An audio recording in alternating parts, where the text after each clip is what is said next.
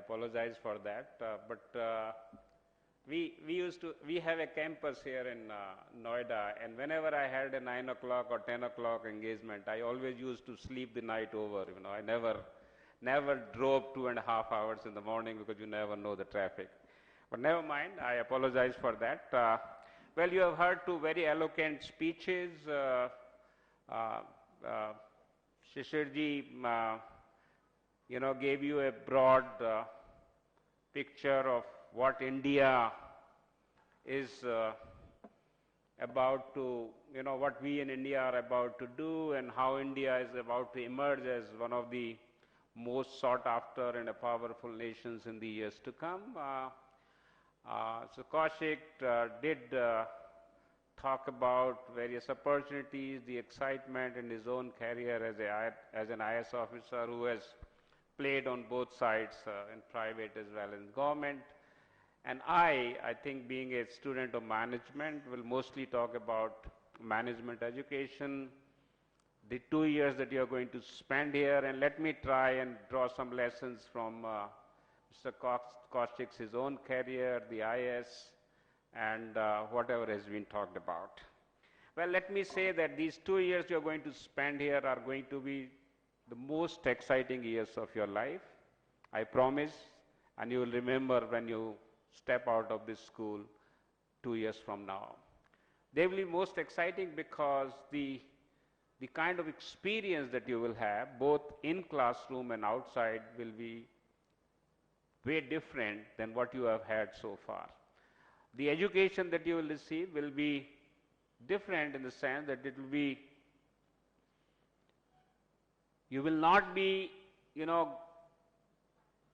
kind of learning one thing, but you are learning so many things and trying to assimilate, and therefore your education in 2 years will be so broad-based, where you will learn to pick the threads from various functions, from various contexts,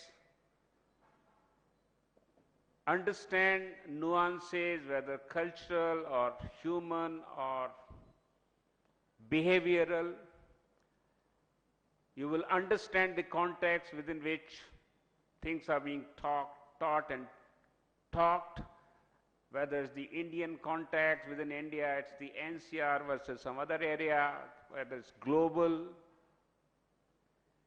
And you're going to study so many courses, so many different courses in 2 years' time, maybe 30, 35 of them, that you will develop this very unique, skill of assimilating learning, connecting the dots, and this broad-based learning will help you to integrate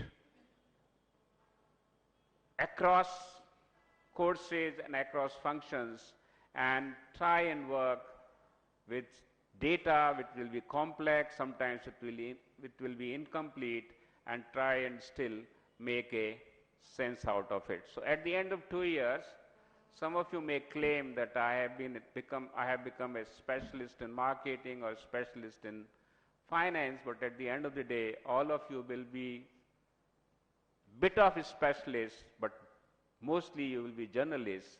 And to that extent, it is some similarities with the IS, because in IS, you end up doing so many things.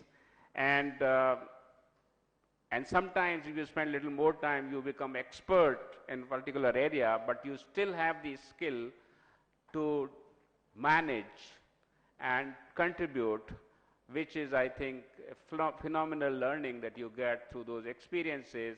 Whereas in classroom, in MBA schools, in the classroom, you're trying to assimilate a lot of situations and trying to prepare you for careers which will require very different kind of skills, will require very different kind of learning context, the learning or the what you call the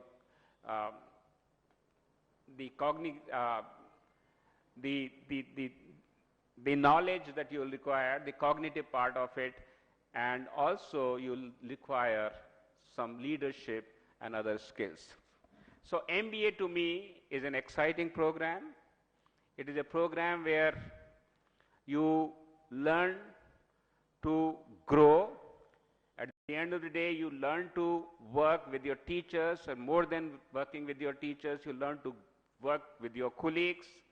And you know, that's where people say that today you don't achieve much in an organization by doing things on your own, but you need to work with others, you need to learn with others, and I think MBA program provides the right kind of setting. Now, if you look at the Indian context, it has been highlighted that India is changing fast. India has already changed in many ways, but it's going to change at a much faster speed in the years to come, because the amount of growth that we are expecting in the years, even if it continues at 7 to 8%, the amount of momentum that it will gain in 5 years down the line, you can imagine that India can soon, next 20 years or so, can become a 10 trillion plus economy. And with new initiatives that these two gentlemen talked about, whether it's Skilling India, whether it's Digital India, whether it's Make in India, so many things that one is talking about. Even if you can achieve 20–30% of what is being envisaged, the amount of momentum that it will lead, I think India will become one of the most vibrant and exciting countries for people from all over the world, to investor or technology providers, or even knowledge providers. So India is evolving as a nation, because if last 20 years belong to China, as people say, if we can do what China could do in last 20 years, in the next 10–15 years, then Indian economy, people are saying, already are saying that next is the best place where, as I said, you hone your skills, you learn what you need to learn, and also you discover your own, what they call the leadership quotient, because at the end of the day, could foresee, will excite if you get into this, larger challenge and become part of the larger play, and the kind of contribution that you will make, the number of people that you will be able to help, and number of lives that you will be able. If you don't push a teacher will not do enough. So whatever you can get from a teacher, depending on how much you want out of that teacher. But more than that, in the MBA program, maximum learning takes place between colleagues, peers, and you will contribute more towards your learning and learning of each other. So learn to work in groups, learn to work in teams, and that spirit and that skill that you will develop here will take you far in your career as well. Right? In management school, you must also understand, when we teach you something, we don't give you a solution, or we don't give you what you call, a lot of people use the mantras, because mantra is a good word, but I think the mantras come from your own experience and what you test and do yourself. So if you say that you have learned this, that, and the other, and therefore you can do so many things, it's perfect. I think what we teach you in management school is that we teach you to learn on your own, and the capacity for you to continuously learning throughout your life. Right? And when it comes to looking at a problem, you need to understand a problem does not have single dimension. Most problems have multiple dimensions. And most problems have something to do with people in the middle. Because depending on where this problem exists, whether it exists, let's say you have a labor relations issue. I think that issue, the way it will be handled in Delhi and Noida or UP, it will be so different than it will be handled in Gujarat or in Tamil Nadu. Because the cultural context is different. The people involved are different. So when you look at a problem does not have a single dimension, and therefore there is no functional problem strictly. Okay? So don't always get carried away that I want to really be a hardcore finance person and hardcore marketing person. Yes, you should be hardcore finance or marketing because that's where you should get the maximum depth and the expertise.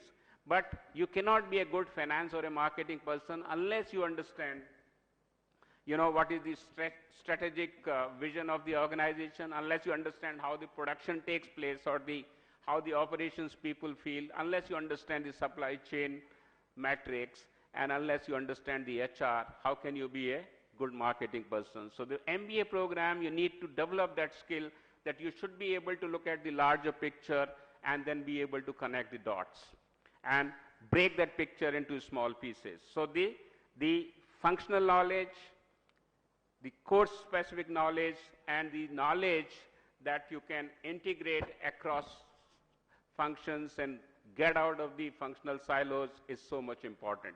So integration, appreciating the other's point of view, and getting and learning an approach to a solution rather than, looking at a solution itself, because approach is important. For finding a solution, it's important that you should look, primary objective is develop some solution alternatives. And therefore, we never say this is the solution, we only say this could be one of the solutions. The moment you change another parameter, the solution will change. The moment the context changes, the solution will change. So please understand, spend these 2 years learning in the classroom, but more than that, learn to learn on your own and learn to learn with others, because that's important.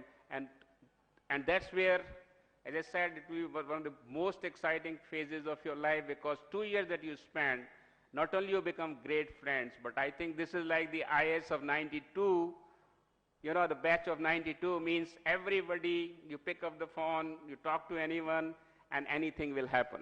Is that right? IS of 92 is something that, nobody can penetrate that group, and that is, the kind of affinity that you develop in the services, similar kind of affinity will come from the batch of Jaipuria, batch of 2017, and we belong to this batch, and we know where each one of us is and how each one of us is going to help each other, not only now, but in the years to come. So I think that is the takeaway from an MBA program. These 2 years you spend with each other, living with each other, working with each other, and doing things beyond the classroom is what brings, the best out of you, the person that will evolve at the end of 2 years, the confidence that you will have, the capacity that you will develop in order to take the world on your own is what I think MBA programs is all about. All right? Now look at some of the other issues. Now if you look at globally, organizations are changing. Organizations are changing in, I think, phenomenal way. Organizations are becoming, the hierarchies are dismantling. Organizations are becoming virtual. A lot of organizations are letting you work from home, choose your own hours, right? Teams are becoming global. A team of people from different countries can work on a project or on a solution. And in this kind of an organizational context, I think the way you relate with people, the way you communicate with people, and the way you contribute, to the performance of the team becomes so critical, because the organization is not the same old organization where you clock in at 9 o'clock and clock out at 5 o'clock and you do certain things. There will be a 10:30, communication meeting every Monday, and this will happen, that will happen. A lot of this is just disappearing. The contact, even sometimes the physical contact is very little, and a lot of communication is happening through the internet and through the other medium. So the organization is changing, and if the organization is changing, the organizational businesses are also changing. Look at the business models today. The two gentlemen talked about, some of the new age companies, what you call the Snapdeal or, these e-commerce companies. So much in terms of the emphasis on startups and innovation. And the valuation that one is attaching to some of these new companies and their new models. And that challenges the whole concept of marketing today. If you look at the way that we used to, the market, we used to be taught what marketing is all about, the Kotler and the others, and today the way marketing happens is so different. So different. I think right now there are companies who can, who are selling products lower than the OEM, stores, all right, where how they are managing the supply chain, how they are managing so many logistics in between, and yet are they making any money? Some people are saying that they are hardly making any money. Their valuations are still running in 10, 12, 13, 15 billion dollars. So what kind of business models are we looking at in the years to come? What kind of marketing approaches the organizations will be looking? Finance today is being managed very, very differently. Finance, of course, everybody is talking about analytics today, but financial models have changed. Finance is like, of course, financial markets are totally global, capital flows are seamless. You just, through a click of button, you can transfer funds from one end to the other, and as they in finance, money changes where it grows the fastest, and therefore, this kind of a, what you call the nimble or the seamless changes in financial markets are putting a lot of challenge. I think they are challenging the organizations in terms of their ability to handle risk, and risks are becoming a phenomenal issue for most of the organizations. All right? So finance is not what it used to be. Accounting is not what, the accounting careers are not what they used to be 20 years ago.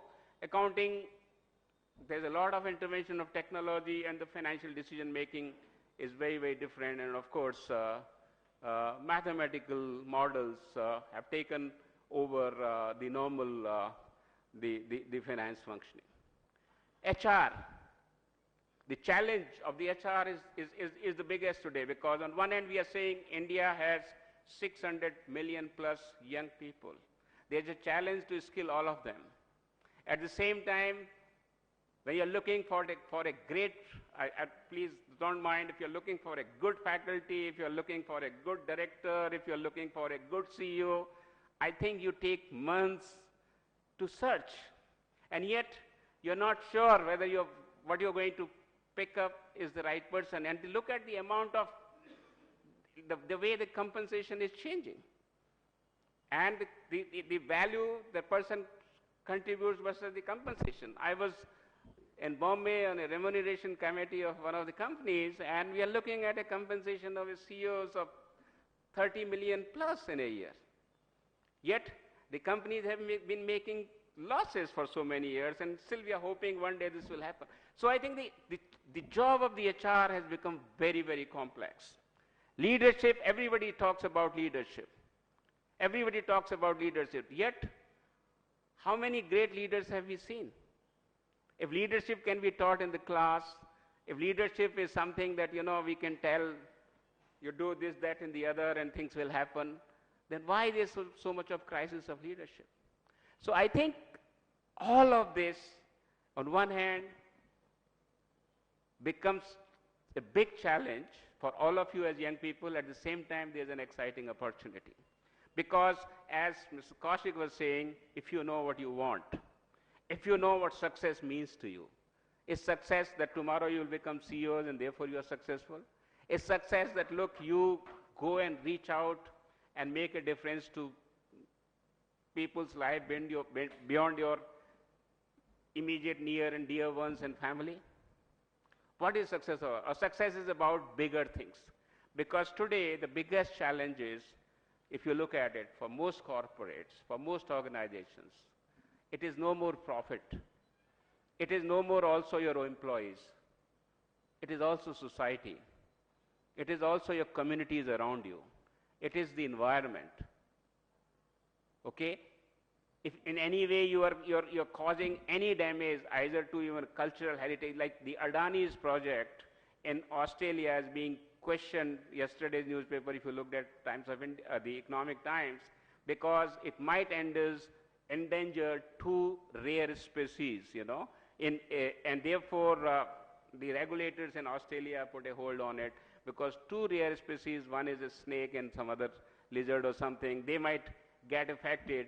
And look at how sensitive the world has become. Today, on one hand, we are talking about Make in India, great idea, but look how political and how difficult it has become now to acquire land. And all of these issues, sensitizing you to some of these emerging issues at the societal and the economic level, at the global level, and also your understanding in the classroom and outside, how you as leaders of tomorrow and tomorrow's organization, how you are going to handle some of these complex situations, I think is what is exciting, and this is a challenge that business schools need to take up. Because business schools need to take up, knowledge is one part of it, as they say, knowing. The other is, also you get the skills at the end of the program of doing. But I think what is most critical for leadership and senior management jobs tomorrow is being who you are, what do you stand for, do you have the capacity to say no when you need to say no, will you stand up for a cause, will you protest when you need to protest at the cost sometimes of your own career, and if you continue to operate like our parents, people of my and earlier generations, they operated in a very different kind of a context because we lived in a society where scarcity was the order of the day, where resources were limited, and therefore the people's ability to take risks was limited. But today the opportunities are expanding. People like Sanjeev Kaushik can easily, seamlessly switch from government to private sector and do well